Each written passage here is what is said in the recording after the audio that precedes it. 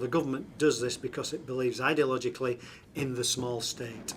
Now our problem as Barnsley Council is no matter which way we look at it, it's 46 million pounds less. And we can argue this all day long, but it will be 46 million pounds less. We are going to have to change the nature of the council as a consequence of that, whether I believe in that or not. It's just pragmatic fact of life.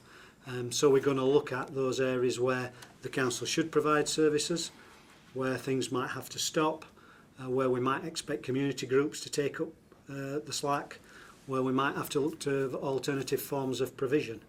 What is important, what's less important, there's got to be, as I say, a philosophical look at that. I'll give you a very simple one, bowling greens.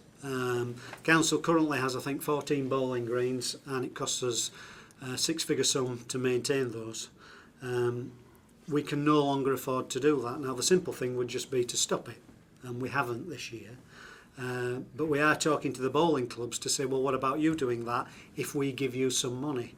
That will still make us a big saving, not the same saving as closing them down, but it will still give us a big saving, and they can take control of that with some financial support for the council. So in a very simple terms, things like that, where can we do that in other areas of council services? Sometimes it may be with, such as adult social care and personalisation, individual budgets, people get the money and buy the service for themselves, as opposed to the council simply gives it to them. So there's a range of things I think we can do, rather than being the monolithic provider maybe historically we've always been.